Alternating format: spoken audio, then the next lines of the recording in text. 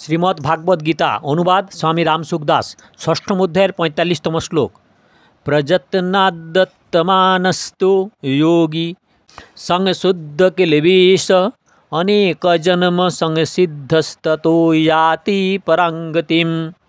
যে যোগী প্রযত্নপূর্বক চেষ্টা করেন, যার পাপ নষ্ট হয়েছে এবং যিনি বহু জন্মের ফলে সিদ্ধ, সেই যোগী পরম গতি লাভ করেন। ব্যাখ্যা।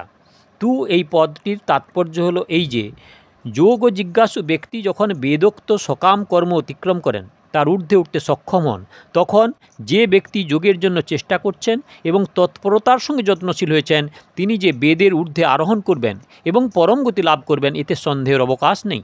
যোগ যে ব্যক্তি পরমাত্মা তত্ত্ব সমত্ব যোগ প্রাপ্ত করতে চান এবং রাগ দেশ হর্ষ শোক ইত্যাদি দ্বন্দ্বে আবদ্ধ হন না, সেই হলো যোগী। প্রযত্নাদযতমান, প্রযত্নপূর্বক চেষ্টা করার অর্থ হলো যে সেই যোগীর মধ্যে পরমাত্মার দিকে অগ্রসর হওয়ার যে উৎকণ্ঠা, আগ্রহ, ইচ্ছা ও তৎপরতা থাকে, তা দিন দিন বেড়েই চলে। সাধনায় তিনি সদাই জাগরূক থাকেন।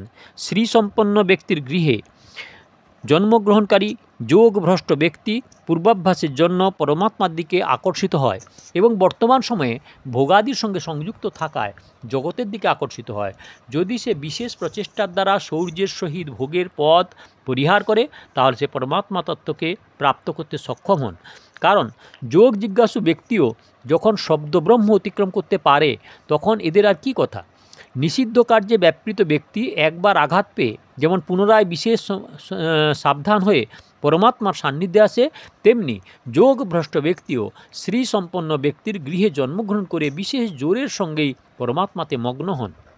সংশুদ্ধ কেলেবিষ, যার অন্তঃকরণে সমস্ত দোষ পাপ নাশ হয়েছে, অর্থাৎ পরমাত্মার প্রতি আগ্রহ জন্মানোর তার চিত্ত থেকে ভোগ, সংগ্রহ, মান, যশ ইত্যাদির ইচ্ছা সর্বতভাবে দূর হয়েছে, সেই ব্যক্তি বিশেষভাবে চেষ্টা করে তার এই বিশেষ চেষ্টাতে মনে হয় যে তার সমস্ত পাপ নাশ হয়েছে। অনেক জন্ম সঙ্গে সিদ্ধ, প্রথমে মনুষ্য জন্মে যোগের জন্য চেষ্টা করাতে শুদ্ধতা লাভ হয়েছিল, পরে অন্তিমকালে যোগে বিচ্যুতি হয় স্বর্গাদি লোকে সে গেছে এবং সেখানে ভোগে অনীহা হয়েছে এবং পুনরায় এখানে শ্রীসম্পন্ন ব্যক্তির গৃহে জন্মগ্রহণ করে পরমাত্মা প্রাপ্তির জন্য তৎপর হয়ে চেষ্টা করায় শুদ্ধতা প্রাপ্ত হয়েছে। এইভাবে তিনি জন্মে শুদ্ধ হওয়াকেই অনেক জন্ম সঙ্গে সিদ্ধ বলা হয়। তত জাতি পরাঙ্গতিম, এই জন্য তিনি পরম গতি প্রাপ্ত হন, অর্থাৎ যাকে প্রাপ্ত হলে তার থেকে আর বেশি কোনো লাভ পাওয়ার বা লাভ করার থাকে না, এবং যাতে স্থিত হলে অতি বড় দুঃখ বিচলিত করতে পারে না, এইরূপ অত্যন্তিক সুখ তিনি প্রাপ্ত হন। মর্মকথা। প্রকৃতপক্ষে দেখা যায় মানুষ মাত্রেই অনেক জন্ম সংসিদ্ধ হয়, কারণ এই মনুষ্য জন্মের আগে যদি সে স্বর্গাদি লোকে গিয়ে থাকে, তবে সেখানে শুভ কর্মের ফল ভোগ করায় তার স্বর্গপ্রাপ্তির পুণ্য সমাপ্ত হয়েছে এবং সেই পুণ্য থেকে সে শুদ্ধ হয়েছে। যদি সে নরকে গিয়ে থাকে, তাহলে সেখানে নরক যন্ত্রণা ভোগ করায় তার নরক প্রাপ্তি পাপ দূর হয়েছে এবং সে পাপ থেকে শুদ্ধ হয়েছে। যদি সে 84 লক্ষ জন্ম পরিগ্রহ করে থাকে, তবে সে ওই সমস্ত জন্মের রূপে অশুভ কর্মের পাপের ফল ভোগ করায় তার মনুষ্যত্বের জন্ম প্রাপ্তির পাপ নাশ হয়ে সে শুদ্ধ হয়েছে। এইভাবে জীব নানা জন্মে পুণ্য এবং পাপ থেকে মুক্ত অর্থাৎ শুদ্ধ হয়েছে। এই শুদ্ধ হওয়াকেই বলা হয় সংসিদ্ধ হওয়া। দ্বিতীয়ত, মনুষ্য মাত্রেরই যত্নপূর্বক চেষ্টা করলে পরম গতি লাভ করতে সক্ষম হয়, নিজ কল্যাণ করতে পারে। কারণ ভগবান এই অন্তিম জন্ম মানুষকে কেবলমাত্র তার নিজ কল্যাণের নিমিত্তই দিয়েছেন। এই মানুষ যদি তার কল্যাণ করার অধিকারী না হতো, তাহলে ভগবান কি তাকে এই মনুষ্য জন্ম দিতেন?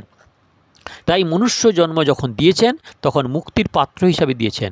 তাই মনুষ্য মাত্রেরই নিজ উদ্ধারের জন্য তৎপর হয়ে চেষ্টা করা উচিত। শ্লোক নাম্বার 46। তপস্বী ভধিকো যোগী জ্ঞানী ভপে মতো হদিক কমিভ্যশ্চাধিকো যোগী তস্মাৎ যোগী ভবার্জুন।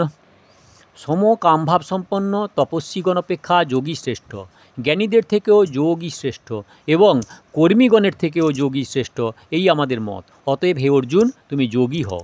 ব্যাখ্যা। তপস্বী বধিক যোগী, ঋদ্ধি সিদ্ধি ইত্যাদি লাভ করার জন্য যিনি খুঁত পিপাসু এবং শীত গ্রীষ্মাদি কষ্ট সহ্য করেন, তিনিই তপস্বী। এই সকাম তপস্বীদের থেকে পরমার্থিক রুচিসম্পন্ন ধ্যেয় মনস্ক যোগী শ্রেষ্ঠ। জ্ঞানী ভপি মতো হধিক, শাস্ত্রজ্ঞ, লেখাপড়া জানা বিদ্বান ব্যক্তিদের এখানে জ্ঞানী বলে বুঝতে হবে, যারা জ্ঞানের আলোচনা করেন। জ্ঞান যোগ কী, কর্মযোগ কী, ভক্তিযোগ কী, লয় যোগ কী ইত্যাদি অনেক কিছু জানেন এবং বলেনও, কিন্তু তার উদ্দেশ্য থাকে শুধু সাংসারিক ভোগ এবং ঐশ্বর্য। সেই সকাম শব্দ জ্ঞানীদের থেকেও যোগীকে শ্রেষ্ঠ বলে মানা হয়েছে। কর্মীভ্যশ্চাধিকো যোগী, ইহলোকে রাজ্য লাভ হয়, ধন সম্পত্তি, সুখ, আরাম, ভোগ ইত্যাদি প্রাপ্তি হয় এবং মৃত্যুর পর পরলোকে উচ্চলোক প্রাপ্তি হয় এবং সেই উচ্চলোকে সুখ প্রাপ্তি হয়। এইরূপ উদ্দেশ্য রেখে যিনি কর্ম করেন, অর্থাৎ সকামভাবে যজ্ঞ, দান, তীর্থাদি শাস্ত্রীয় কর্ম সকল করে থাকেন, সেই কর্মীদের থেকেও যোগী শ্রেষ্ঠ। যিনি সংসারে বিমুখ হয়ে পরমাত্মা শরণাগত হন, তিনি হলেন প্রকৃত যোগী। এই যোগী বড় বড় তপস্বী, শাস্ত্রজ্ঞ, পণ্ডিত এবং কর্মীর থেকেও ঊর্ধ্বে অবস্থান করেন, কারণ তপস্বীদের উদ্দেশ্য হল সংসার বা সকাম ভাব প্রাপ্তি এবং যোগীর উদ্দেশ্য পরমাত্মা লাভ বা নিষ্কাম প্রাপ্তি। তপস্বী, জ্ঞানী ও কর্মী এই তিনজন ক্রিয়াধারা পৃথক পৃথক, অর্থাৎ তপস্বীদের সহিষ্ণুতায়, জ্ঞানীদের শাস্ত্রীয় জ্ঞানের অর্থাৎ বুদ্ধিজাত জ্ঞানের এবং কর্মীদের শাস্ত্রীয় ক্রিয়ার প্রাধান্য থাকে। এই তিনেরই সকাম ভাব থাকায় এরা যোগী পদবাচ্য নন, বরং ভোগী হয়ে থাকেন। যদি এরা তিনজনই নিষ্কাম ভাব সম্পন্ন যোগী হতেন, তাহলে ভগবান এদের সঙ্গে যোগীর তুলনা করতেন না, এই তিনজনের থেকে যোগীকে শ্রেষ্ঠ বলে জানতেন না। তস্মাৎ যোগী ভবার্জুন, ভগবান এতক্ষণ যার মহিমা জানালেন তার জন্যই অর্জুনকে নির্দেশ দিচ্ছেন যে, হে অর্জুন, তুমি যোগী হও, আসক্তি ও দেশ বর্জিত হও, অর্থাৎ সমস্ত কাজ করেও জলে পদ্মপাতা যেমন জলমুক্ত থাকে তেমনি নির্লিপ্তভাবে থাকো। এই কথা ভগবান পরবর্তী অষ্টম অধ্যায়ে বলেছেন। যোগযুক্ত ভাবার্জুন। পঞ্চম অধ্যায়ের প্রারম্ভে অর্জুন প্রার্থনা করেছিলেন ভগবানের কাছে যে, আপনি আমার পক্ষে নিশ্চিতরূপে যেটি শ্রেয় তা বলুন। এই জন্য ভগবান সাংখ্যযোগ, কর্মযোগ, ধ্যানযোগের সম্বন্ধে জানিয়েছেন, কিন্তু এই শ্লোকটির আগে কোথাও তিনি অর্জুনকে এই রকম নির্দেশ দেননি যে তুমি এইরূপ হও, এই পথে চলো। এখন ভগবান এখানে অর্জুনের প্রার্থনার উত্তরে নির্দেশ দিয়েছেন যে তুমি যোগী হও, কারণ এটিই তোমার পক্ষে নিশ্চিতরূপে শ্রেয়স্কর পথ। এই হলো শ্লোক নাম্বার 45-46। দয়া করে সাবস্ক্রাইব করুন, ভালো লাগলে লাইক করুন, শেয়ার করুন, আর পেছনের ভিডিও দেখতে হলে কাকন বাসুতে ক্লিক করে ভিডিও দেখুন, আর আগের ভিডিও দেখতে হলে অপেক্ষা করুন, কমেন্ট করুন।